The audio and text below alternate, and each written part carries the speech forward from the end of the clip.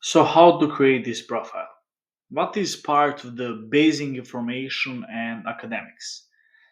So, basic information will be your name and last name, your graduation year, height, weight, and position. So, those are the simplest basic information that you need to include in your athletic profile. Regarding the academics, you would be putting your GPA. Preferably, you would add your SAT or ACT score, even though in some of the schools now it's not required. What is your intended major if you already have one? If you don't have one, that's fine. And your current high school. So these are the basics that you need to add into your athletic profile, and they are the start and the beginning of the whole resume.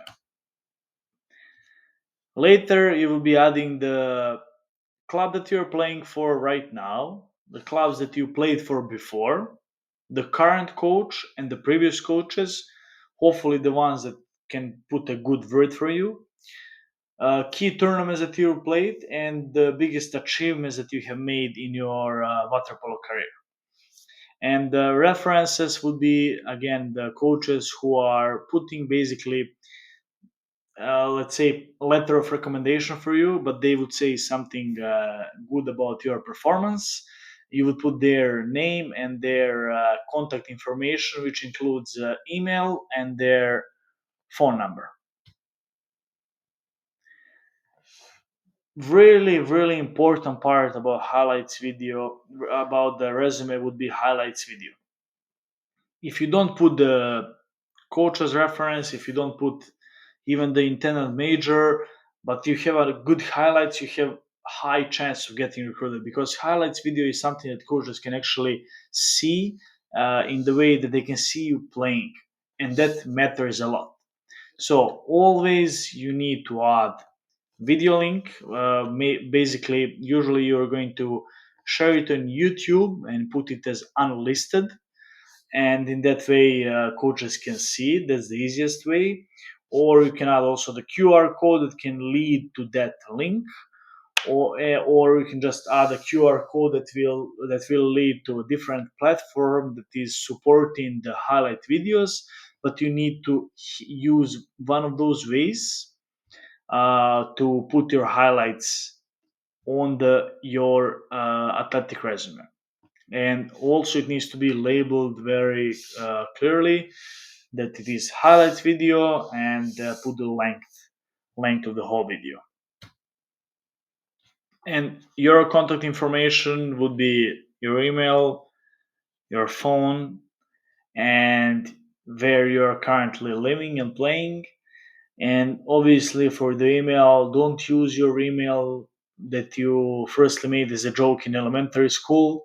Use a professional email, which is your first last name at gmail.com. And in that way, you're going to appear more professional than you would if you put some email that you used again as a joke in elementary school. So you want to make sure that you look professional, which shows the respect to the coach and to the institution as well.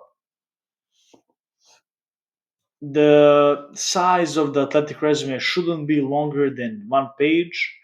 Don't have the side fonts, use the simplest ones, so it should be very easy to read.